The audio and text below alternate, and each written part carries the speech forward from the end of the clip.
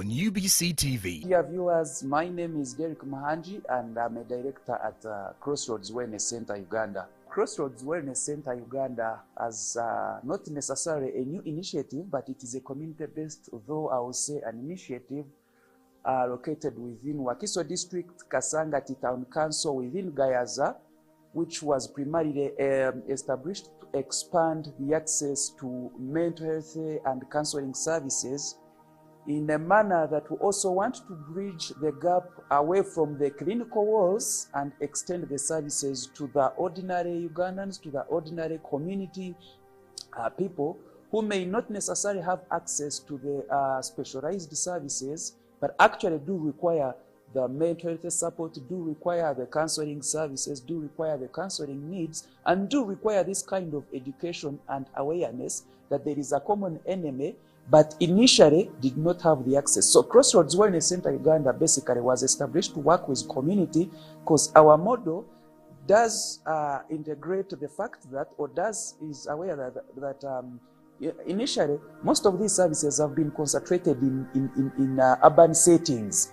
But then we were forgetting one fact that also what affects the people in the urban settings or in the urban areas equally affect the people in rural settings. And by the way, when you do the research, it shows that actually the people in rural areas, in rural settings, are much more likely to get affected by mental health issues compared to the people in the urban settings, in that there is a lot of vulnerabilities in rural settings compared to the urban settings. As Crossroads, our vision, first of all, we envision a society that is empowered to determine what they want, that is empowered to shape their own future using their God-given abilities, in that our model is a blend of both moral psychologies and faith perspective. So we do believe when I talk about to shape their own futures using their God-given abilities as our vision, it brings me to our mission. So our mission does encompass both the physical, the psychosocial, and the social well-being a perspective of the human beings. At the end of the day, the ideal is that these people can be able to address some of the most common social challenges or social difficulties that are affecting them. Why? Because if they are empowered, if they are given the ability, if the awareness is created, these people are able to address most of these concerns and issues that do face them daily. One of the objectives and aims as Crossroads Wellness Center Uganda is to expand and create easy accessibility to mental health services to everyone. Why? Look at one of the major challenges is that there has not been basically early intervention programs, especially among the rural settings. That's one of the common challenges that we do see. So remember when I was beginning, I spoke about the digital. I don't know if I have spoke about the digital, but then I'm going to include it in our objectives. So as we endeavor to expand mental health access and support in the rural areas, we are not basically, because I mentioned the statement that we are trying to bridge the gap away from the clinical setting or clinical walls. So how are we going to do that? We have, as Crossroads Wellness Center Uganda, created a digital platform where we can expand the reach beyond the walls, beyond the office or the physical location. And we came up with the Crossroads Care app, which we do use. People can download on Google Play Store, and they can get support. So the digital support we are extending, and plus other social platforms that we are using. Well, we do not only have the Crossroads Care app as a mobile phone application, but we also have a dedicated WhatsApp support line. That's also part of our mission to drive, because in this digital age, you cannot separate health access with digital era. So why we created a Crossroads Care app, and why we have also moved on to create a dedicated WhatsApp support line is we want to ensure that even someone in Kayunga district, someone in Chiboga district, someone in Hoima district can be able to simply send a hi note on just WhatsApp, the same way people use WhatsApp, and immediately there is someone who can speak to you. What people should not confuse is the word wellness. Everyone can use the word wellness. I think for me to explain the word wellness, I would need to first of all explain what mental health is. And if I'm going to do that, I'm also going to have to talk about what mental illness is or mental health disorder. Because today, one of the major challenges that we will come to if we get to that part is the kind of confusion, which I think we've not been trying to explain to people. So each time you talk about mental health, it's as if you've talked about mad people or maybe someone who is mentally ill, which is not the case. Me or dear viewers or every Ugandan, we all have mental health. So mental health can be defined as this state of well-being, which when you are in that good state of well-being, you can realize your capabilities, your abilities to go around your daily tasks, to socially work with others, to psychologically and emotionally cooperate well with others. In that you can even manage life stressors, depressions, or that whatever that may happen. That is if you are in a good mental health state. So that is what is defined as mental health. So basically, mental health is not a challenge, is not a problem, is not a disease. Me and you and the dear viewers, all of us have mental health. But the distinction comes in to if there is an encroachment. If just like I may use an example of Nema, someone can encroach on a certain swamp area, and it is going to be destroyed. And once it is destroyed, it means there is an effect on the weather patterns of the country, of the nation, of the area. So when you come down here to mental health, that's on the other hand. Then mental illness or mental disorder, so you can either call it a mental disorder or a mental illness. Now, mental disorder or mental illness is that clinically a significant disturbance on our cognition, on our emotional regulation, or on our behaviors. If I may rephrase it again, it is that clinical significant disturbance on our cognition, on our emotional regulation, and on our behaviors. Remember, I also mentioned 3 things in the mental health wellness. Now, I spoke of psychological, social well-being, and emotional. Now, in here, I've also spoke of cognition, which is the same as psychology or psychological. Then I've also spoke of emotional regulation and also social well-being. So these 3 when there is a significant challenge on them, that's most likely to be the things you hear people say. Someone is in depression, someone is in anxiety, or someone is using alcohol. Now, why did we call it a mental health disorder? Now, when someone is using alcohol, they are likely to develop alcohol use disorder, which we call ADD, alcohol use disorder.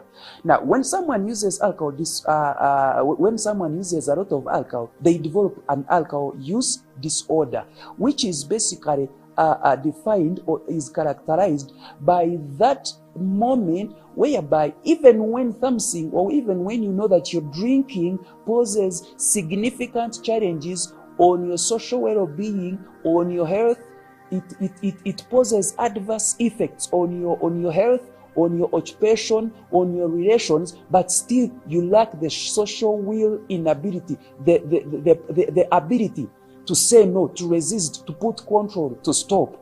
It becomes a disorder. Why? Because you do not have that kind of ability to say no, in as much as it is posing adverse effects on your social well-being, on your holistic kind of life, on your occupations, and on your health and on your safety. As Crossroads Wellness Center Uganda, first of all, I spoke of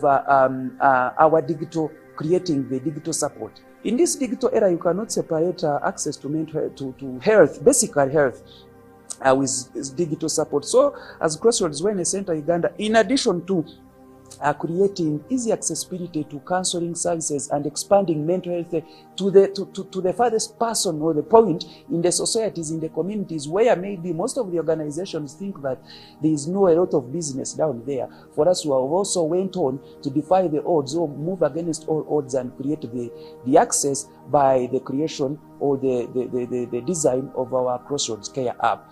But also we did not stop at that. We also go on and do community visits and engagements. Now, in these engagements, we are able to engage with a number of youthful individuals and also educate them, create awareness, and also put up teams. Like at the moment, we're also developing a plan where we'll be able to form teams at the village level, and these teams can act as our eye where we are not, and then they can easily identify any of the rising challenges, and they are able to notify us on time. But that's not so also all. We also do target, we focus on youth and schools. Because you see, when you target the youth, about 39 or 40%, when you do this kind of initiative, it means you are beginning early initiation, and these people are able to identify some of these signs as they are coming up. The same way you see that there is going to be a problem if we do not tackle the issues of mental health and alcohol-related issues and the surges,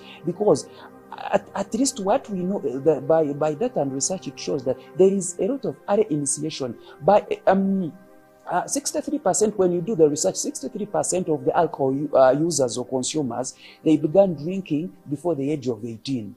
And of which 19% of these, of those people who do sell illicit drugs, do say they sell to minors. So what is likely to happen is that there is early initiation, and when there is early initiation, it means there are going to be generational cycles of drinking, and these generational cycles of drinking are the ones that are going to cause the problem. In as much as you're talking about the fiscal policies, the economic, the taxes, you're not going to have a stable economy if you have a sick population. Among the challenges, there is misinformation and the darkness around mental health issues. So sometimes there are three things I will highlight under this very point. One of them is that people think that maybe mental illness or mental health challenges is actually a moral failure issue. They think it is a moral failure issue, of which it is not. And then also, sometimes there are delays in seeking support because people think it is about witchcraft. When someone, develops a mental illness, people think it is witchcraft. At some point, I have a boy I know. This is not a fiction, it is a reality. It is a story of someone I know. They started saying he was being witch hunted, this witchcraft and what. And the boy started isolating slowly, until it reached to a point. Now this boy is he's out of control, like he has lost most of his energy to do things. But at one point, one of the good-hearted people sponsored this family, and they took this boy for some medical checkup. And it was beyond. By the time they discovered that, so it was beyond. So among other challenges also is the policy gaps. When you talk about the policy gaps, we have policies that are shaping the use of alcohol and the sale on the illicit drugs and alcohol and the accessibility and all that.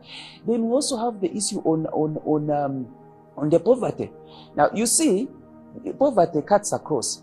When there is poverty, you know that 20% of the Ugandan population do live under the poverty line. Now it means with the accessibility. Now I will couple the point of poverty and accessibility together.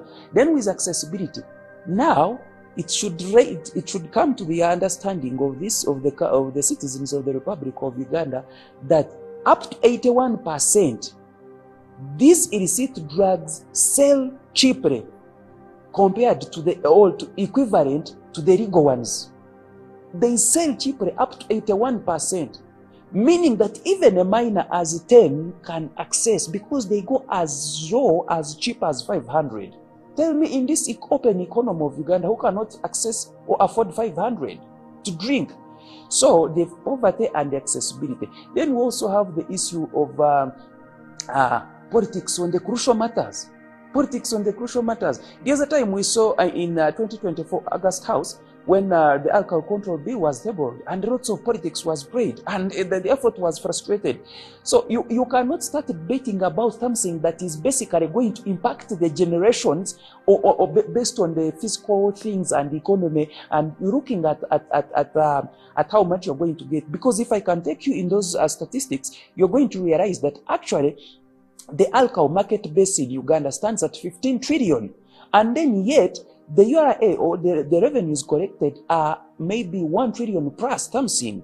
But then when you look at the losses, due to the illegal alcohol sales. They are around 6 trillion, which is translated at 40% by value. Now, what does that mean? You see, we have a market base of 15 trillion, but we only have a market collection revenue of 1+ trillion. And yet over 6 trillion is lost in the illegal sales and manufacture and whatever, which accounts about 40% by value. Now, what does that mean? It means that even if there is some kind of an effort, about 3 trillion will be saved. And that means from the illegal sales, it will increase by 3 trillion to make it 4. Why are you still saying that you are comfortable with 1 trillion?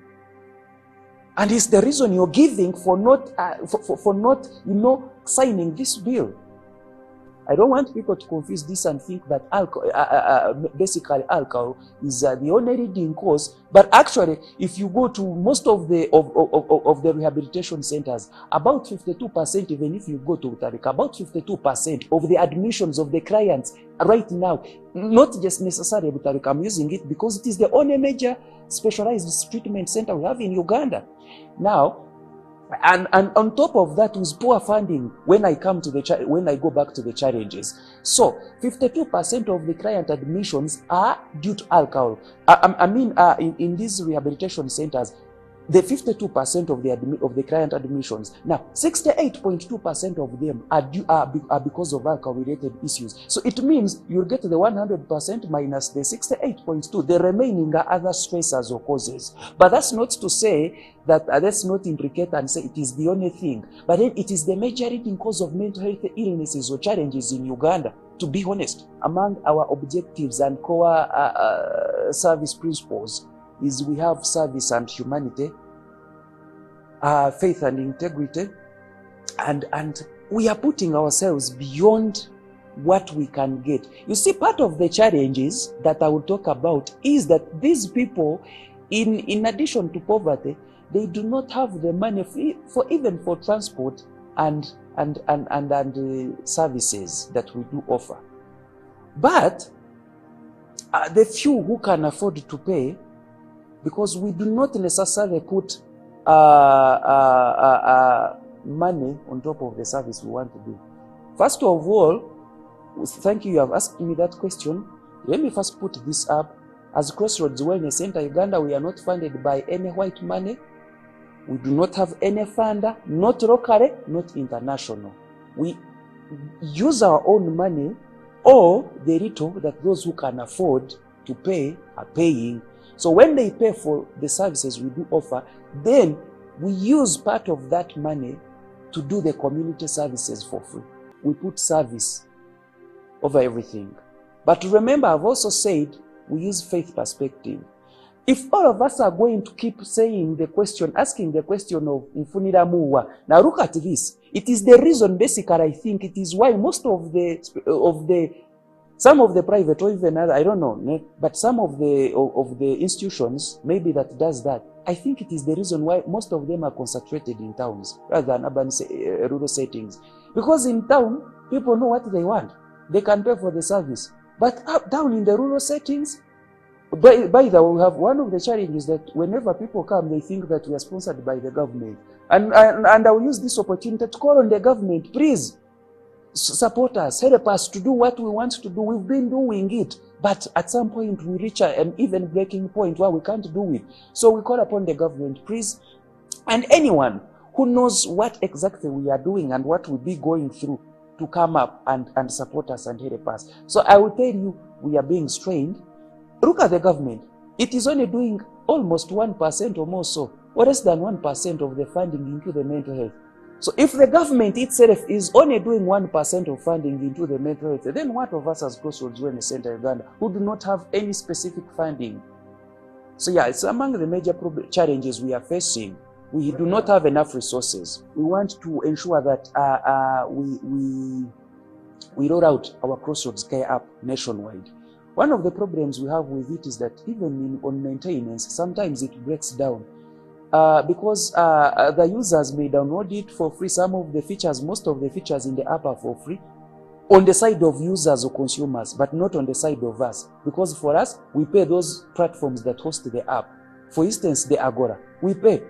The calling minutes you use to call us, we pay for them. So sometimes it goes offline. There is maintenance fees and whatever, and we are unable to put back these things. And then you hear people say, but we are unable to log in.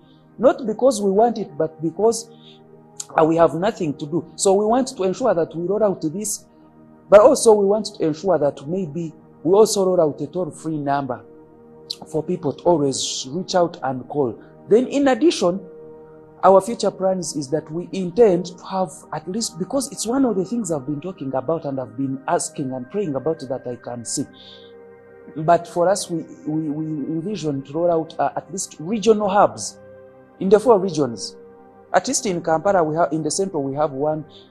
So we intend to have at least a regional hub in Western Uganda, in Eastern, in the North. Yes, please. Those are part of what we intend to do. I appeal to parents, first of all, to grow this kind of bond and relationship with their children. In that, even when your child is using some drug, you are able to identify, you are able to tell. But also, I will also appeal to them to also get well versed with what mental health is. Run them, because there are signs and symptoms that you can really learn about your child, and you realize that something is going wrong, or maybe he's using a particular drug, or something is basically going wrong. But if you do not have that kind of working relationship with your children, families know you are not able to do that. But then again, to the community level also, I want to appeal to the community level. Please, mental health, and also this goes to families, mental health is not mental health challenges or issues is not an issue of moral failures, as you term it, is not an issue of simple witchcraft, is not an issue of yekoza. No, it is a disease, it is a challenge, it is a problem. So we need to accept the truth that something is basically going wrong, but also put an effort. For instance, as a community, if the government is being too sluggish to implement some of these laws, we the community members, we the community actors, we can raise up and do something and say, we will not allow bars in our community to operate beyond this time. We will not allow, these community bars to start selling alcohol, drugs to minors. And we also need to require them to check what exactly are they selling. Burst into these groups of young people who we normally see almost every evening sitting around some of the places using drugs. You as a community, you can say, no, we are going, don't come in to arrest them or harass them, but sit them down. Tell them, run why they are doing what they are doing. That's on the side of the community. There are so many things they can do, but we may not be able to exhaust them all right now. Then on the side of the government, for the stakeholders at the national level, they are the people who are letting us down, by the way, by around 80% of the effort we're trying to do. Because when you look at the policy gaps, why are we even still having this as a debate? First of all, this should not be a debate. You're looking at the industrial players. There are lots of interests in other industries, especially the industry that produces alcohol and these drugs. There are lots of praise, but also on the side of the government, because the government gets a lot of taxes. That's why it is downplaying our effort. So in addition to the policy gaps, also the government should also think about the health status of the population. Then I also come down to the stricter enforcement. They should enforce who should sell, who should manufacture, who should advertise. Why are we having everyone, TVs and radios, freely advertising these illicit drugs and no one is doing nothing? We have the UCC. UCC is responsible, and I think it also has a dedicated department that should follow whatever that goes on the air of either a radio station or a TV station. If a radio station in Western Uganda can wake up and run an advert and say, on our alcohol that we manufacture, if you don't find a logo of URA, that one is fake. I'm asking myself a question. When did URA start giving manufacturing rights? Isn't that a role of URSB, if I'm not wrong? Why is not anyone following up on that? Why are we having some radio stations and TV stations on their prime news playing adverts, running adverts and saying, if you do not have this kind of gin on your wedding day, that one is not a wedding, and no one is doing something? Then also, in addition to enforcing, when should you sell? When should you manufacture? What kind of things are you manufacturing? All those, these are the people who are supposed to do them. We have to thank the Uganda Alcohol Policy Alliance. They have really helped us They have shaped us. They have shown us the way. They are always by our side. They are always behind us. They are always fronting us. And we are proud of the entire team, the Secretariat, the Uganda Alcohol Policy Alliance, for always being behind all the efforts and the moves and of ensuring that we have a stable population, that at least there's something that is being done. Whatever you're seeing is an effort by the Uganda Alcohol Policy Alliance. But also, in addition, I also thank the Ministry of Health in Uganda, because it is doing an effort. Also, although there is this move whereby they are intending that by 2030, coupled with another partners, the World Health Organization, that they should reduce the alcohol consumption from 5.8% to 4.8%. But you see, initially by 2024, 2025, but 2025, the consumption rate was at 55%. But you see, with that effort where they are saying that they should reduce it from 5.8 to 4.8%, instead the consumption has moved to 62.87%. So I'm wondering what the effort is being done. But in addition, I cannot forget to thank the Uganda Broadcasting Corporation, UBC, basically for giving us the platform, for raising the issues that are basically mattering in this country. This is one reason why UBC remains the father and founder of all TV and the media houses in Uganda, and is inspiring Uganda. We are grateful to the entire management and team of UBC for always giving us this platform, really. Crossroads Wellness Center Uganda is located within Kasangat Town Council. When you reach off Gayaza Road at Kumbuzi, it's you can simply turn off on your left turn after Torchfield Station. We are simply located opposite the new NIDA regional offices. It is where Crossroads Wellness Center Uganda is located. Alternatively, you can get in touch with us via our WhatsApp support line or our call line, which is 0200914432. Maybe I can repeat, 0200914432. That number is available for calls, for WhatsApp, for SMS. Even if you call just right now, someone is there waiting, either respond to your WhatsApp message or to respond to your voice call or your SMS. Thank you.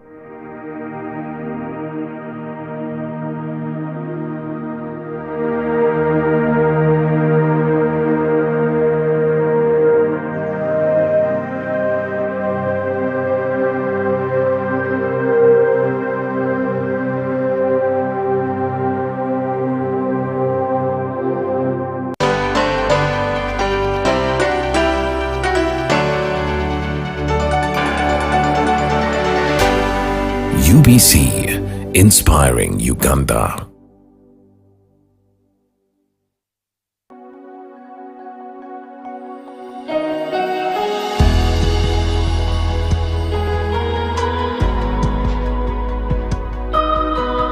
I am Reverend Arthur Magezi. I'm the Executive Director of a ministry known as Christ Transformation Ministries. Christ Transformation Ministries is the organization, but we plant churches mainly and do some other outreaches like water, medical and stuff. And the churches, we call them Christ Transformation Churches, CTCs. So the ministry is CTM, the churches are CTCs.